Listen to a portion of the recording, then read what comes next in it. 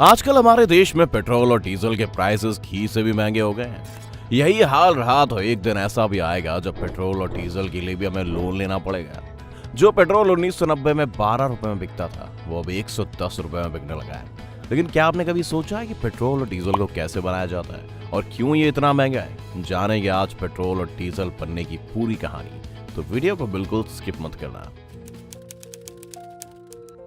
दोस्तों, वीडियो में पेट्रोल और डीजल निकालने का जो प्रोसेस आप देखेंगे उससे आपको पता लग सकता है कि इन्हें बनाना काफी आसान है, लेकिन जो दिखता है वो अक्सर सच नहीं होता। इनकी मैन्युफैक्चरिंग यानी कि इन्हें बनाने की प्रोसेस की वजह से भी पेट्रोल और डीजल इतने महंगे होते जा रहे हैं, क्योंकि इस प्रोसेस में अरबों रुपए खर्च होते हैं। ऐसा नहीं है कि पेट्रोल कंपनियां पेट्रोल और डीजल को सीधे जमीन से पंप करके निकाल लेती हैं और पेट्रोल पंप पर पहुंचा देती हैं, बल्कि उन्हें तो इस काम में बहुत मेहनत करनी पड़ती है। दरअसल पेट्रोल या डीजल हमें जमीन के भीतर से एक काले और गाढ़े तरल पदार्थ के रूप में मिलता है, जिसे पेट्रोलियम कहा जाता है, और ये दोनों ही फ्यूल इसी पेट्रोलियम से बनते हैं। पेट्रोलियम एक लैटिन शब्द है जिसका मतलब है चट्टानों से मिलने वाला तेल, जो कि जमीन के अंदर पाया जाता है। वैसे इस पेट्रोलियम के बनने की भी अपनी इंटरेस्टिंग कहानी है। आज से हजारों लाखों साल पहले जब इस धरती पर समय समय पर कई बार विनाशकारी आपदाएं आई, तब धरती पर रहने वाले जानवर और पेड़ पौधे जमीन की गहराई में दब गए, और हजारों सालों तक दबे रहने के बाद जब ये पूरी तरह से डिकम्पोज हो गए तब ये पेट्रोलियम में कन्वर्ट हो गए। हजारों सालों तक दबे रहने के चलते ये प्रेशर और हीट की वजह से लिक्विड में बदल गए, और इनमें से बहुत सारे ऐसे सोर्सेस समुद्र के अंदर या फिर जमीन के नीचे अभी भी दबे हुए हैं। जब इंसान ने पेट्रोलियम और उसकी क्वालिटीज को जान लिया तो कई बड़े बड़े कुओं से ड्रिलिंग करके इस पेट्रोलियम को निकालना शुरू कर दिया।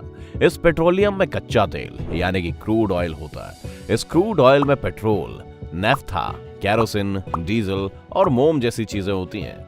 एक बार जब इसे निकाल लिया जाता है तो इस कच्चे तेल को कारखाने में ले जाया जाता है। इस कारखाने को रिफाइनरी कहा जाता है। लेकिन क्या आप जानते हैं कि कच्चा तेल हर जगह नहीं पाया जाता है, और दुनिया में कुछ ही जगहें हैं जहां ये तेल मिलता है। ये पेट्रोलियम जमीन और समुद्र दोनों जगहों पर मिलता है। जो पेट्रोलियम समुद्र में होता है उसे निकालने के लिए फ्लोटिंग रिफाइनरी बनाई जाती है, और जमीन पर जो तेल होता है उसे निकालने के लिए वहां कुएं बनाए जाते हैं। ये प्रोसेस सुनने में जितना आसान लगता है उतना होता नहीं है। समुद्र हो या फिर जमीन, असली वक्त लगता है तेल के सोर्स को ढूंढने में। कई बार तो इसमें सालों लग जाते हैं और अरबों रुपए भी खर्च होते हैं। जो तेल हम तक पहुंचता है उसे ढूंढने के लिए समुद्र में कई बड़ी और महंगी मशीनें लगाई जाती हैं, जो एक जगह से दूसरी जगह तक तेल ढूंढती रहती हैं।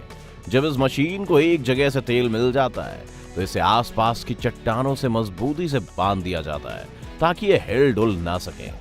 इसके बाद समुद्र के अंदर ड्रिलिंग की जाती है, जैसे घरों में नल लगाने के लिए ड्रिल करते हैं वैसे ही। लेकिन ये जो ड्रिल होती है वो हजारों फीट नीचे तक होती है। जैसे ही एक बार इस ड्रिल से तेल मिलता है तो उसे पाइप की मदद से इस तैरती हुई रिफाइनरी तक पहुंचा दिया जाता है। जमीन पर ड्रिलिंग का काम भी कुछ इसी तरह होता है। एक बार जब तेल को निकाल लिया जाता है तो इन्हें रिफाइनरी में ले जाया जाता है। इन रिफाइनरी में इस कच्चे तेल को बड़े बड़े सिलेंड्रिकल बर्तनों में डालकर गर्म किया जाता है। फिर अलग अलग टेम्परेचर पर कच्चे तेल में मौजूद चीजें अलग अलग पाइपों की मदद से निकाल ली जाती है। अब ये होता कैसे? असल में हमें पेट्रोल और डीजल पेट्रोलियम के अलग अलग टेम्परेचर पर मिलते हैं, इसीलिए इसे अलग अलग टेम्परेचर पर गर्म किया जाता है। आपको ये तो पता ही होगा कि हर तेल का अलग अलग बॉइलिंग पॉइंट होता है, और पानी का 100 डिग्री सेल्सियस। ऐसे ही कच्चे तेल का भी बॉइलिंग पॉइंट होता है, लेकिन इसे अलग अलग टेम्परेचर पर उबाला जाता है, क्योंकि इस कच्चे तेल में केरोसिन ऑयल और पेट्रोल डीजल होते हैं, जो अलग अलग टेम्परेचर पर ही मिलते हैं।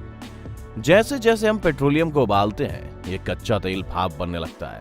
इसे ऐसे समझिए कि डीजल को पाने के लिए 260 डिग्री तक कच्चे तेल को उबालना पड़ता है, और 40 डिग्री पर हमें पेट्रोल मिलता है। वहीं 160 डिग्री पर केरोसिन ऑयल मिलता है। इसी तरह एक कॉम्प्लेक्स प्रोसेस से पेट्रोल, डीजल और केरोसिन ऑयल जैसी चीजें हमें मिल जाती हैं।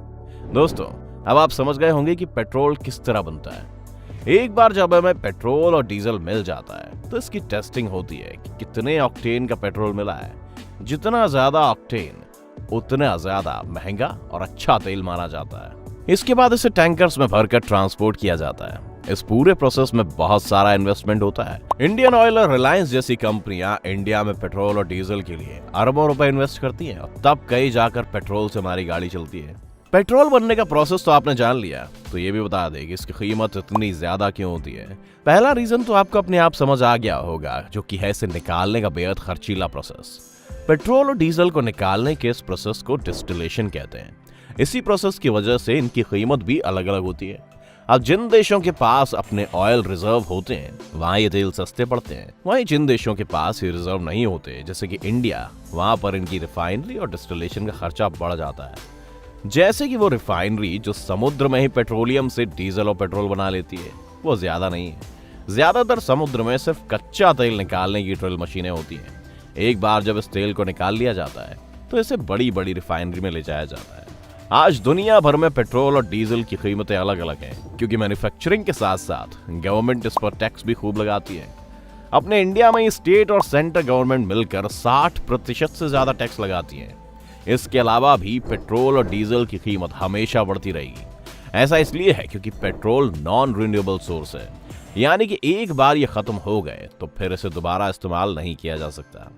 इसीलिए जैसे जैसे इनका यूज बढ़ता जा रहा है वैसे वैसे इनके प्राइसेस भी बढ़ते जा रहे हैं, क्योंकि ये धीरे धीरे खत्म हो रहे हैं। एक्सपर्ट्स कहते हैं कि जितनी स्पीड से हम इन्हें यूज कर रहे हैं, उस स्पीड में दुनिया से 40 से 50 सालों तक तेल खत्म हो जाएगा। हमारी रोजमर्रा की जिंदगी में कहीं ना कहीं ये दोनों ही फ्यूल अपना अपना रोल प्ले करते हैं।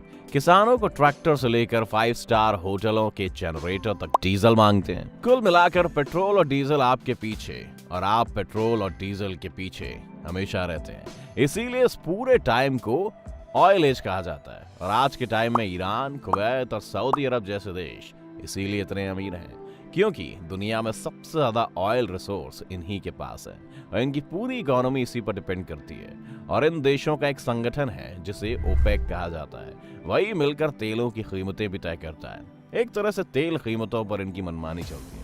आज भले ही सोलर एनर्जी और इलेक्ट्रिक एनर्जी जैसी टेक्नोलॉजी आ गई हो, लेकिन इनके भी प्रोडक्शन में कहीं ना कहीं इन दोनों फ्यूल्स का इस्तेमाल शामिल है। इससे आप ये भी समझ गए होंगे कि अरब के देश जिनके पास खूब सारा तेल है वो इतने अमीर क्यों हैं। अब आपको पूरी बात समझ आ गई होगी कि पेट्रोल और डीजल की कीमतें ज्यादा क्यों हैं और ये बनते कैसे हैं। अंत में बस हम यही कहेंगे कि पेट्रोल और डीजल नॉन रिन्यूएबल सोर्सेज हैं जो एक दिन खत्म हो जाएंगे। इसलिए आज के टाइम में सबसे ज्यादा जरूरी है कि रिन्यूएबल सोर्सेज की तरफ देखा जाए, जैसे सोलर एनर्जी और विंड एनर्जी, क्योंकि ये सोर्स जल्दी से खत्म होने वाले सोर्स नहीं है और इनकी लाइफ बहुत ज्यादा होती है। जितनी जल्दी हम इन सोर्सेज को यूज करने की टेक्नोलॉजी बना लेंगे, उतनी जल्दी हमें पेट्रोल की कीमतों से और इसे खत्म होने के डर से छुटकारा मिल जाएगा। ये टाइम भले ही ऑयल एज का है, लेकिन जैसे जैसे दुनिया बदल रही है और नए नए एक्सपेरिमेंट्स के साथ टेक्नोलॉजी बदल रही है, आने वाला टाइम इन्हीं रिन्यूएबल एनर्जी रिसोर्सेज का होगा। इसलिए जितनी जल्दी हम इसमें आगे निकलेंगे, उतना ही हम सुपर पावर बनने की होड़ में आगे होंगे। इस वीडियो का सफर यही था।